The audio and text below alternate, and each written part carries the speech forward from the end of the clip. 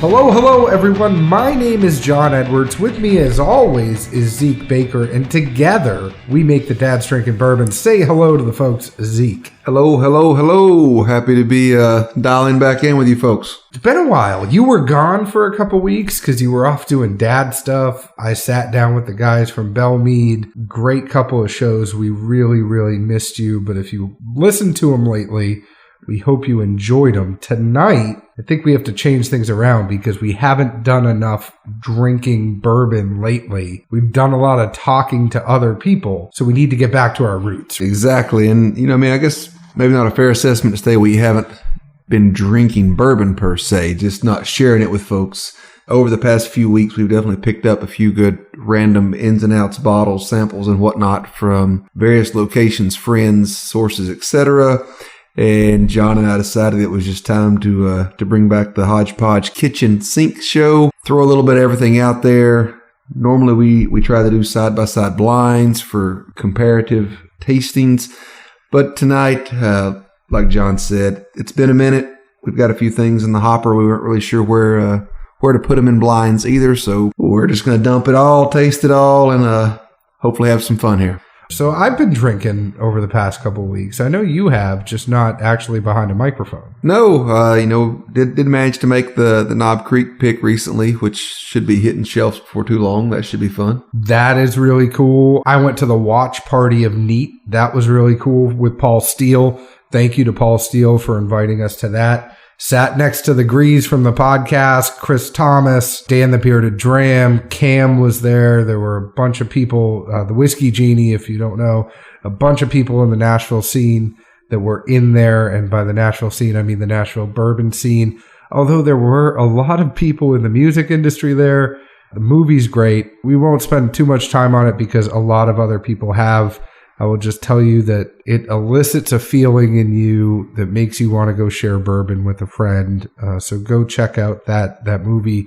Check out Paul Steele. He's a friend of ours. He came to our anniversary party. Just a really good guy. Paul is actually featured as one of the people in the movie. Neat. He's an associate producer. So if you happen to go to iTunes or wherever you're streaming, go ahead and download Neat. You can rent it for $5 or buy it for $10. Just go ahead and buy it for $10 because you're going to want to watch it again. Yeah, I never understand. I think that rent concept, they really seem to lure folks in. I'm sure you see it now with the little one as well, constantly on Amazon or something. Oh, you can rent this one-time watch. Half the price is buying it. Kid likes it once. Kid's going to like it 22 times or more. Just buy it and be done. I know that I have I've done the DVR every Paw Patrol episode I can. So I think I have like 50 Paw Patrol episodes on my TV right now. I actually didn't buy it. I just recorded them all. Unfortunately, I'm not that lucky with the Cars series, but we're slowly accumulating them. We haven't got into Cars yet, but Zeke, we have to talk about something because it smells like bourbon and Ben Gay in here. So what have you been doing for the past couple of weeks? I haven't seen you like I normally do. Well, I've, as winter is finally on its way out and trying to alleviate myself of this dad bod that has formed over the past several months, been trying to get back out there and, work out a little more, run some. I ran once. From the police? No, I used to run in 10 to 15 yard sprints for football. Like, you have a play, linemen run about 10 yards, and then we get about a 45-second break. I remember those, but normally they were like 50 yards, and there was a lot of cussing and Baker and then go run. Yeah, those were good times, John. Thanks for that memory. I'm just making you want to drink bourbon more. Indeed. But no, so been trying to, be a little more healthy and active. Do have the generous ear pods that Studio sent us, so I really didn't have an excuse as far as being bored when I run, because I really do get that way if I don't have music to distract me. Well, I reached out to somebody and I said, Zeke needs a new set of earbuds because we got to get him to run more so he won't have the dad bod. That's exactly what it was. I appreciate it, and hopefully we'll be there another month or two, trying to pound the pavement as much as I can, and honestly really enjoy the ear pods. I will say I've had a couple other brands that either my ears are just defective or they don't fit too well, especially with a jarring motion of running. Very easy to lock in and run in peace, so to speak. Well, I will say that Studio sent me the Regent. It's their premium on-ear model with impeccable clarity and instrumental tones, as well as balanced sound. It has 24 hours of battery life and 20 days of standby. I really like it because you can use it Bluetooth or you can plug it in. I have it plugged in right now to do the podcast. That's been really nice. But if I want to unplug it and use Bluetooth and talk on the phone or listen to music, I could do that. You got the Tray. It's their newest model for those with an active lifestyle. That makes a lot more sense. You're more active than I am. I do go to the gym, but I don't run like yourself. I still use my over-the-ear at the gym. They have about 9 hours of active battery life and 10 days of standby. They say it's your perfect companion for you at home or on the go. It's made of their sweat-proof material and has custom wingtips that stay comfortably in your ear no matter how you're moving. That's what you mentioned there, too. I think we should just mention that Studio wants to revolutionize the way that people see headphones as not just a tech device, but also as an accessory. So go ahead and check them out. It's studiosweden.com.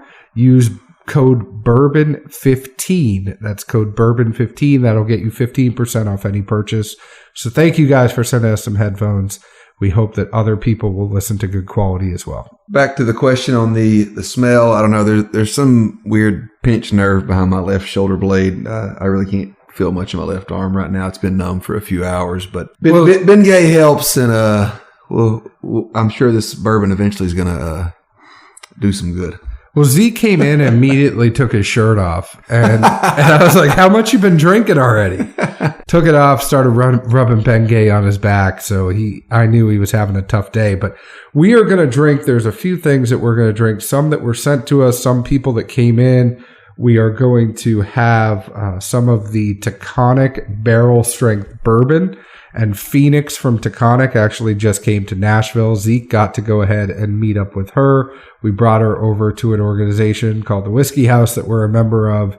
And Phoenix was nice enough to go and share some pours over there. So thank you very much, Taconic. And we will talk about this barrel strength bourbon that she brought down to us. We're also Zeke got his hands on one of the Lot 40 Cask Strengths that's coming from Canada. That's an interesting 12-year-old rye we're going to talk about. And then we are also going to talk about Pinhook Rye, because I don't think I've seen a lot of people talk about that Pinhook Rye yet. Have you? I've not. I've seen it on some boards. The prices seem to fluctuate some. I was able to taste it in the store before they brought it in, and I thought it was a pretty good product, especially at the price. And from what I can see now, it seems that distribution is getting much better on those. So if you haven't seen it, be on the lookout. Ask your store owners if they're asking their reps for it. They're definitely getting their product out there more on a larger scale, it would seem. Yeah, definitely. I think previously they were only a New York release.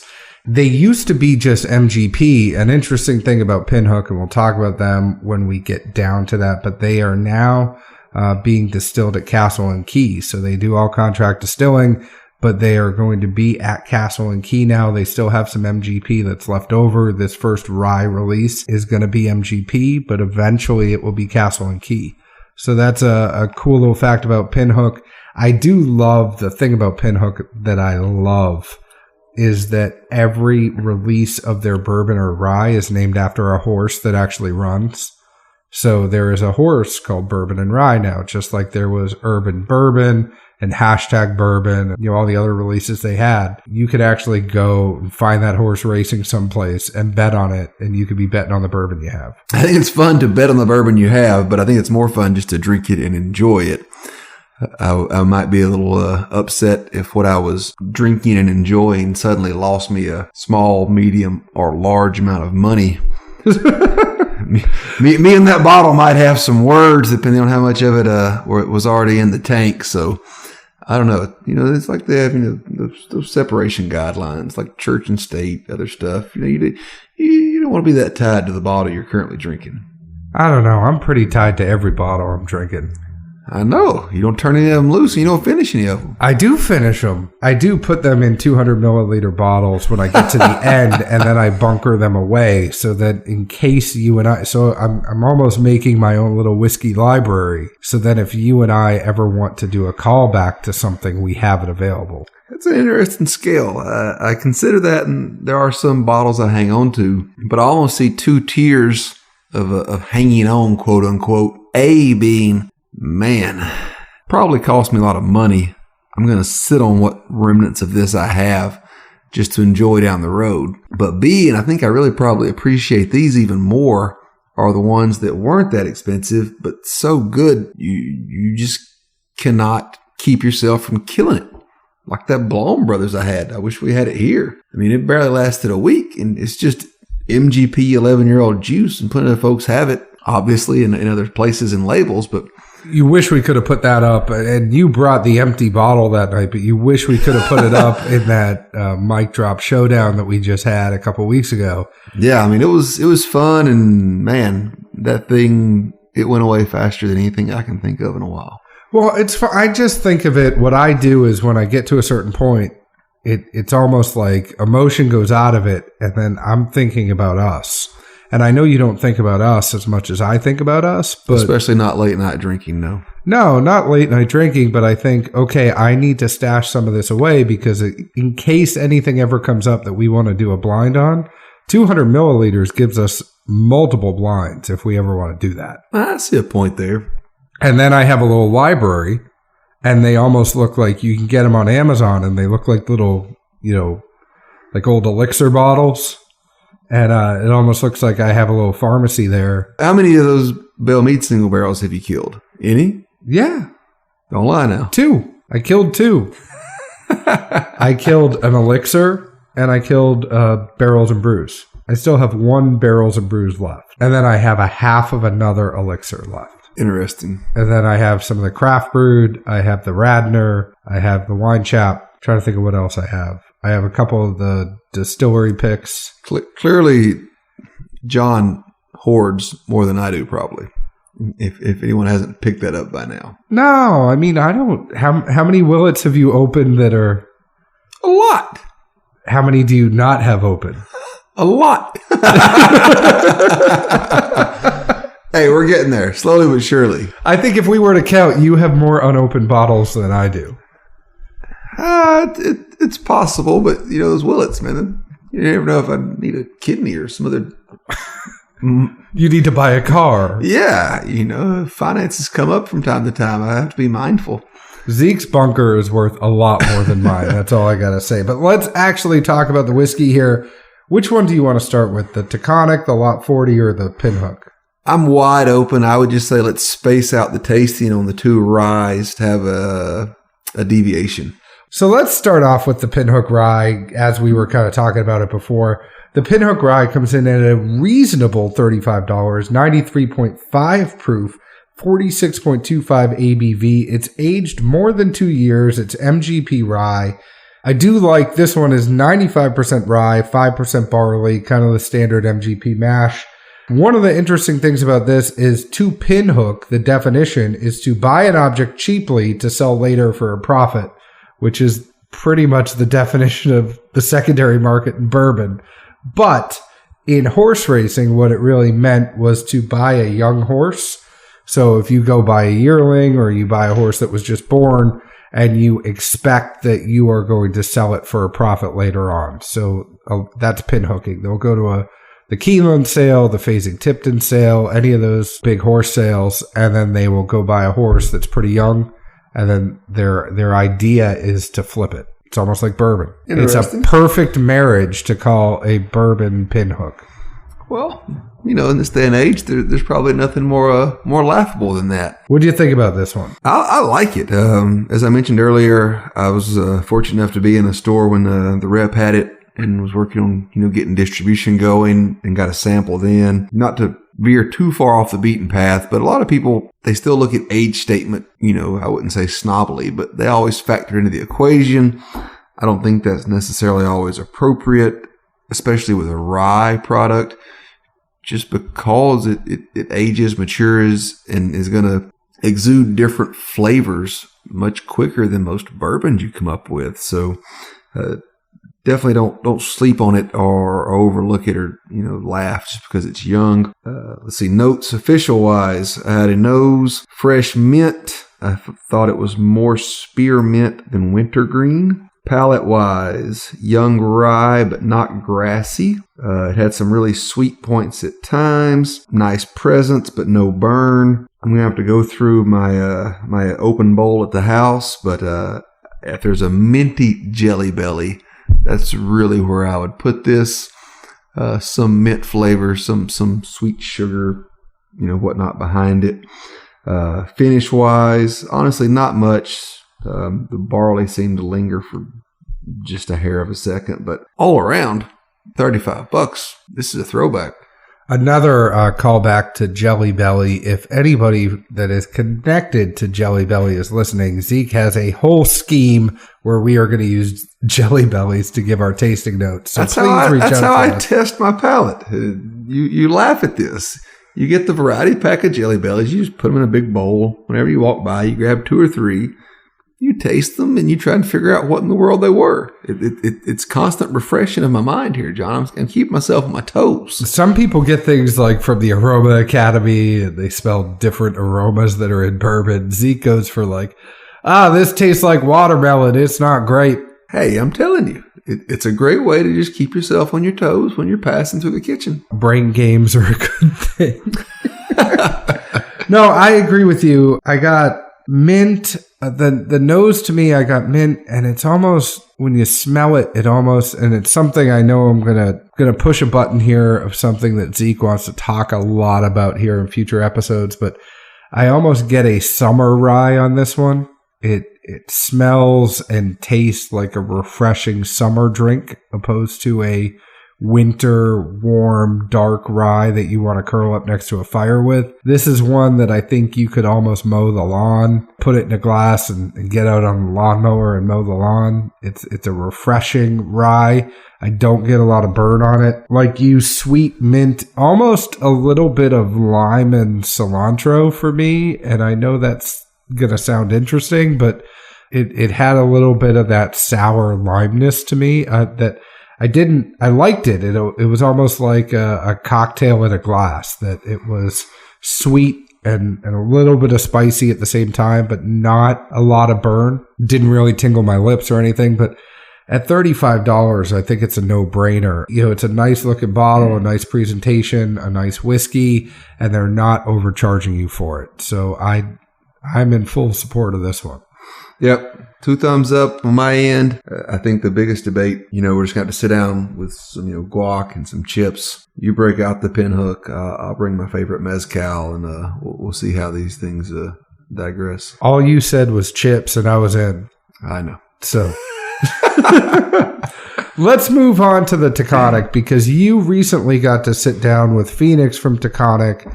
Talk a little bit about that. How was it? I missed that night. I'm sorry, but I did. Honestly, such a fun afternoon happy hour. Yes, there's a trend so far of John and I having events and one being able to make it and one not is what it is. But that's why there's 2 of us. Somebody is going to be there. Work life, dad balance. Although here lately, only one of us has been able to attend most things. At least the house is happy, and we don't get yelled at too much for nights like this recording. Exactly. That being said, Phoenix and the folks from Taconic were super great, super nice. Came over, brought some bottles to share, had Glencairns, my bar mat, plenty of product info, just very, very transparent about the whole process, literally start to finish and where they were with things. Really a great time. There's probably 15 to 20 guys ended up making it by. Most everything that they brought got pretty well dwindled down real fast. They did bring us a bottle of the Cask Strength that we donated to the house, but we borrowed it for tonight. And it was fun. We had a few bottles there that they'd seen before but hadn't had. So it was a fun, balanced share and just a good afternoon. I had to even cut short because it ran longer than my my curfew permitted. But honestly, a great time and couldn't ask for anything more on a Wednesday afternoon. Taconic, I think, is a nice story because they were a craft distillery coming out of New York. They were sourcing at first, and now they're doing their own stuff. It's this cask strength or this barrel strength is 115 proof, 57.5 ABV. It is at $60 at a minimum of 2 years. The cool thing about Taconic, we had their maple syrup finished barrel last year. You see a lot of people doing honey. You see a lot of people with other finishes, but I've never seen a maple finished barrel before. And I thought it was super sweet, super awesome. They really need to start having that stuff at the Waffle House. Yeah. Here, little for you, little for me. If Waffle House they're all going to end up in the same spot. You put a little bit on the waffle, drink a little, honestly, that could end really badly. If Waffle House got a liquor license, how bad do you think it would end up for everyone? Well, in my mind, I'm thinking it would be better for it to be there than in my own kitchen and then me hearing the wrath the following morning. Why is the counter sticky? I put syrup in my bourbon. There's a busted waffle in a cup, and your whole face is shining. Yeah, it's going to work out real well. You're like, honey, I just took the maple syrup and I was trying to get it in the Glencairn and I missed. Don't let the kid eat the waffle. Don't let the kid eat the waffle. There's bourbon in that batter. Yeah, then it would really just be downhill. But Taconic is just starting to get distribution that's really more widespread. They are now down Carruthers Wine and Spirits down in Franklin, and Justin and James, our friends down there, they have Taconic now. So that is down there. It is hit Tennessee. This was kind of one of the reasons why Phoenix was in town. They do have a Cabernet finish that's coming out soon. I know Phoenix brought that down. Did you get to try that one, Zeke? I did. It was good, and admittedly, I'm usually pretty harsh on anything wine finish these days. It's just not my cup of tea. It's not your jam. I'm not a vino, wino, whatever you want to call those peoples. But is that like Gyro and Giro and Hero? You talking about Guru? Guru? I worked with a girl that said Guru. It was the dumbest thing I've ever seen. At any rate, no, it was a good balance. I can't remember exactly how long they said that it aged for in the finishing barrel, but it was not very long, which I commended them for and really appreciated. I think that the tables can really turn on some of those wine finishes as far as it immediately going from nice hints of whatever this finishing barrel is to, wow, like ivy or something that just totally corroded and took over this entire barrel, and that's all I can taste. Well, this one is creamy. It's very, very creamy. This cask strength or this barrel proof is creamy. I'm getting butterscotch, vanilla, a little bit of fruit on the nose. Got a little corn on the taste, but mostly vanilla and caramel and honey. I think that's what it's supposed to be. Slight spice on the finish, but I wasn't getting a bunch of heat. It wasn't killing me on the finish. It was just creamy goodness.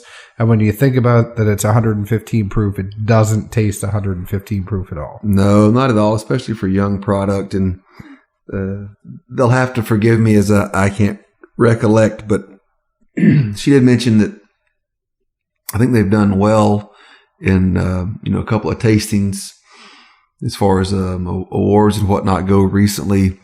Again, sorry, I really don't remember. It's been a couple of moons since then. Well, we're going to work it out. We're going to have them on at some point. We have talked to them about that. Yeah, and I love seeing them, here in Nashville and pushing things. You have this marriage here of bourbon and whiskey in one spot, and there's a lot of people that know their stuff here. So I don't know why everybody doesn't make sure that Nashville is on. Plus, we're a good time, and we'll take you out. Get you downtown. No, that Wednesday afternoon was fun. I don't think anyone will disagree, and we love showing them a good time and appreciating what they brought as well. Just so I don't forget, note-wise on this one, let's see here. Nose, warm copper, which I think is somewhat standard for younger products, but that's just really what I equate it to in my mind. Palate-wise, I thought it was interesting. I picked up a barley sweetness before I tasted the corn, which I can't recollect really doing that with anything off the top of my head anyway. As John mentioned, for 115 cask, hardly any heat there at all. Really just, pretty mellow for a younger product that is at full strength. The other thought that I had in my mind is moving through this tasting, and something, John and I really hope to dive into down the road when we've had less educational stuff for a while and we can change the pace up. You can tell the grains are different, and that sounds really ambiguous. It just yields a completely different tasting and flavor with these grains that are sourced out from a different region that, have years of being in different soil, did them at different temperatures. And I think that's kind of the novelty of catching the barley sweetness before the corn. I think you need to immerse yourself and go undercover, do some video, actually go to distilleries, go up to New York, figure this stuff out. Before we move off of this, at $60, would you buy it? I would. I thoroughly enjoyed it.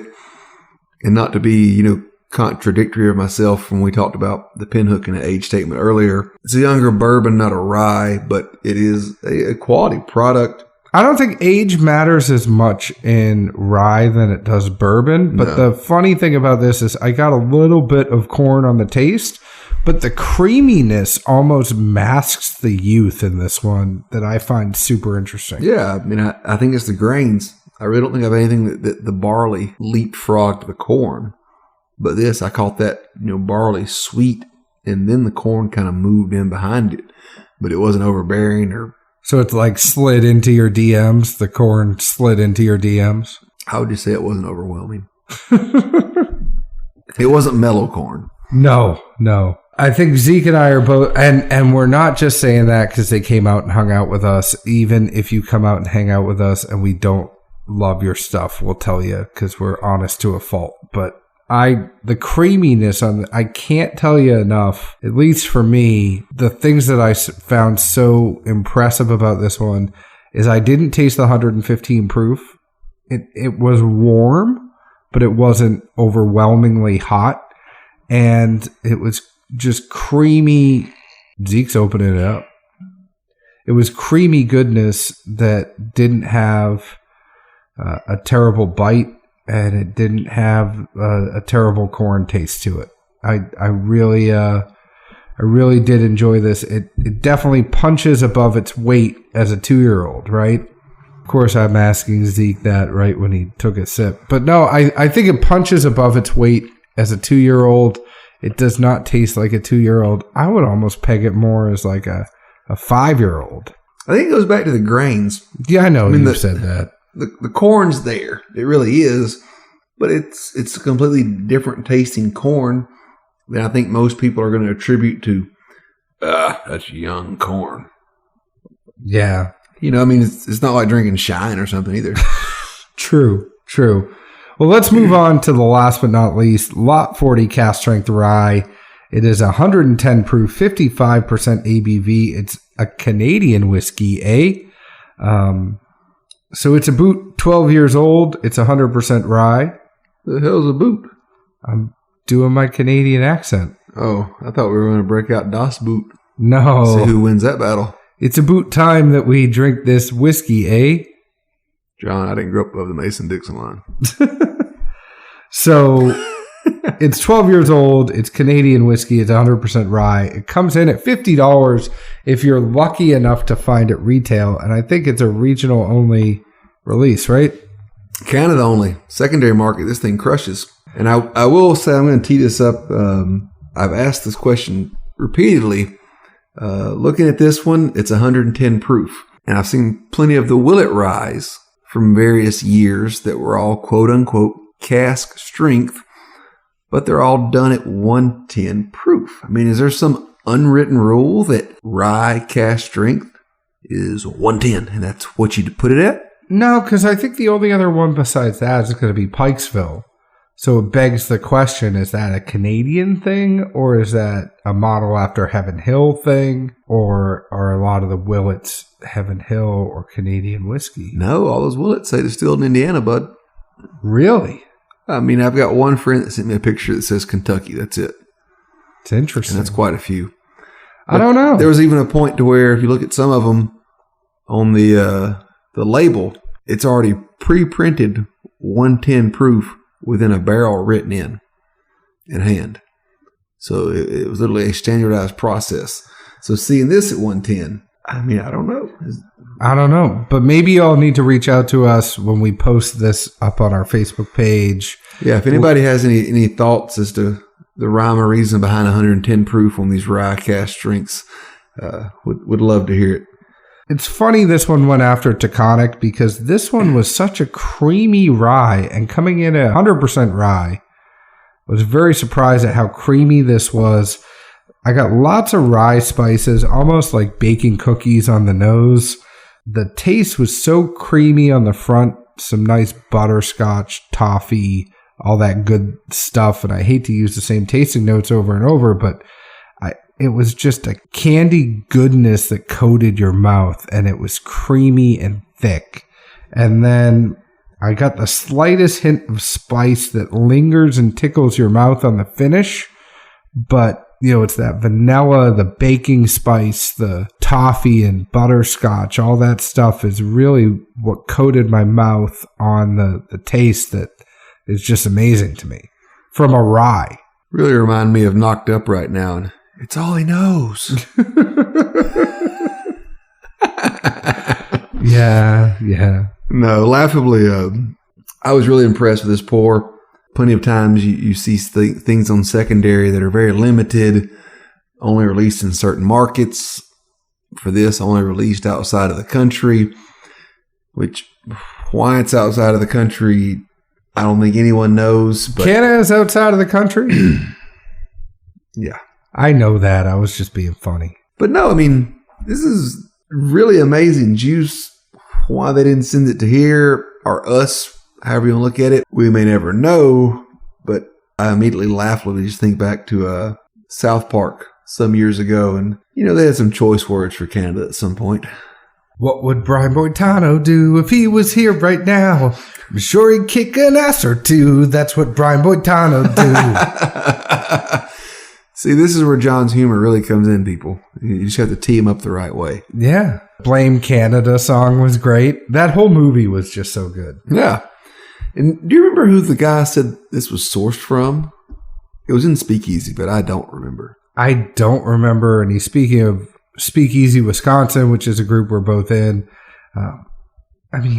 We should have done better homework here, admittedly. It's not Crown? No, and it's a Canadian source. We'll go back and find that information. So at any rate, where this was going before we both took a hard right turn towards Albuquerque. Plenty of times you see things on secondary that aren't available. The price there is significantly more than what someone paid for it. This in case it's 3 to 4 times what someone can buy it for if they have access to it. But it is a really good bottle and pour. I probably wouldn't buy it on secondary, but I get it someplace in between. I don't know where my limit is right now, but I'd probably go get it. I'd say for this one, go ahead and bar it. I don't know if I'd spend but it's not $200 barable. on it. Canada only. There's going to be some You're going to fly to restaurants around Canada here. to taste at the bar? Maybe. You got more points than me then. Yeah, I do have a lot of points. I do. But no, it's an interesting pour. I guess I would place it to me in the space of I have something that has a secondary value. I paid cost for it.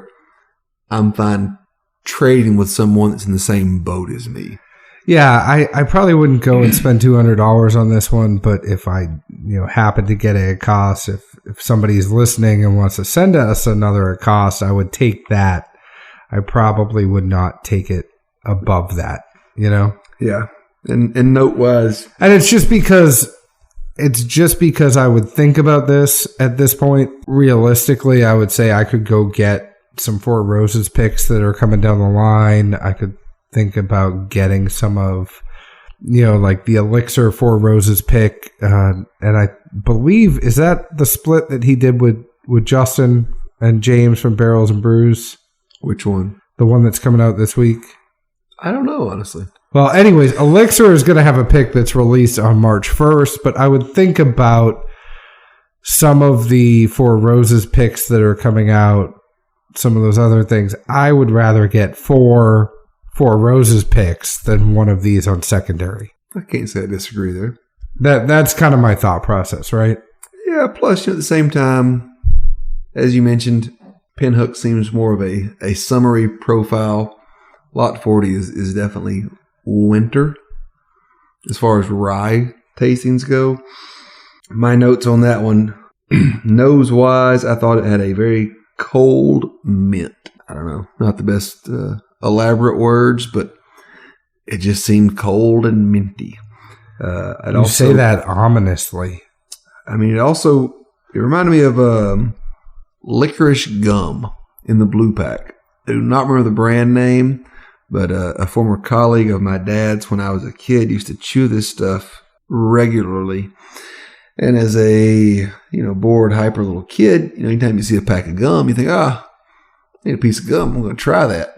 Yeah, you do that one time, you don't do it again. It was, not saying this is bad, just saying that's the distinct smell and profile I get from it. Palate, creamy wintergreen. It butters up well and decent to strong warmth. It really just reminds me of old school Wrigley green gum. Sticking with the gum theme. I get that way. I didn't get as much mint as you. I got more of the baking stuff. You cook more than me. I do. And I do like cookies more than you. I am a big guy. Finish wise, my note was a good little tingle heading down. Not too much, but it was there, just enough to say, hey, don't forget about me. Don't you forget about me. Oh, wow. That being said, clearly the side pour is going to have to be stepped up from 80 proof to something else. Yeah. What was your side pour tonight? I'm still rocking that Four Roses yellow label, man. Well, nobody knows you were rocking the Four Roses yellow label because now is a very good time to say, stay tuned for next week. We are going to have Al Young on. We did sit down with Al Young last week. We are peeling behind the curtain a little bit. We want to make sure that one is teed up perfectly for you guys, edited nicely. So we will have our sit down with Al Young next week. Stay tuned for that. We did get to talk to him about anything and everything. It was an absolute pleasure to sit down with Mr. Young, and we're humbled and grateful that he took an hour out of his time to sit with us. So please stay tuned, tune in for that one. Zeke, we didn't mean to pick ones that we would all buy. It just so happened to be the way it worked out. Hey, nothing wrong with that. And as John said, the Al Young episode will be coming out next week. We literally just wanted to break up some of the, educational. No, it took me a long time to. I want to make sure it's edited perfectly for the person that's going to be there. It's a lot more verbiage, just as the two shows with the Nelts brothers were. And we just wanted to have some fun and get back to drinking. Zeke was thirsty. I think we probably should have had one or two more. I don't know. Yeah, I know. I feel bad for Scott. Scott in Minnesota sent us the 2017 La Maison. I don't know how to speak French. I only speak Spanish. I got a buddy's last name is Mason. La Maison du Whiskey from Clichy, France. It's 55% ABV, 110 proof. Very enjoyable. I'll just mention it was a very enjoyable Blanton's. I know you took a sip. I had a sip. We'll take one more. It's a great looking bottle. It's the one that has all the horses on it, but they do a pick every year. I like it. It's that in-betweener Blanton's. It's not straight from the bottle. It's not the regular stuff. It's that in-between. I love straight from the bottle, though. So that's the hard part. This is good, but I don't think it's straight from the bottle good. But I do like it. What did you just do? Straight from the barrel? They're all straight from the bottle. At least mine are. Yeah, straight from the barrel. It's okay, folks. Sorry. It's late. It's very late. While I sit here and drink and have a good time, John focuses on these editing and, I don't know, these random points on a computer that supposedly say if I'm speaking intelligently or understandable. Who knows?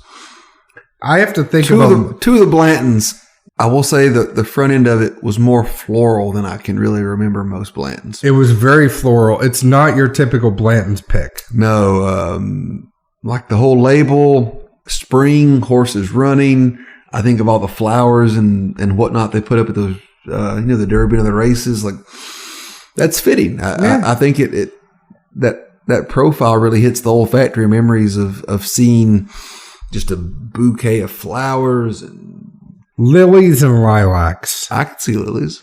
Yeah. But Scott, thank you very, very much. Scott, Minnesota. It's Scott_in_MN. Go ahead and check him out on Instagram. That being said, you can check us out on Instagram at Dad's Drinking Bourbon. You can check us out on Facebook at Dad's Drinking Bourbon, on Twitter at Bourbon Dads. You can find us on Apple Podcasts, Google Play, Stitcher, Podknife, YouTube. You can now find us on Spotify and iHeartRadio. So go ahead and check us out on those. Where else can the folks find us, Zeke? Always right here in Nashville, Tennessee. Come on and check us out. We are missing having some friends over while we record, so reach out to us. Let us know when you're going to be in town. We'd love to have you over. We will be setting up a bunch of good stuff here soon. Yeah, it's been a minute since we had some guests. Honestly, there's always at least 2 to 4 seats at this table. Yeah. If you're in town. Well, I have 3 more microphones than these 2. Well, I can go without one. My voice sounds good regardless. Well, go ahead and find us. Leave us a 5-star review whenever you're listening to our podcast. If you don't want to leave us a 5-star review, reach out to us. Let us know why. We'd love to talk to you about it before you actually do it. But leave us a review, follow us, all that other good stuff. But thank you very much for listening. Have a great night. Ciao.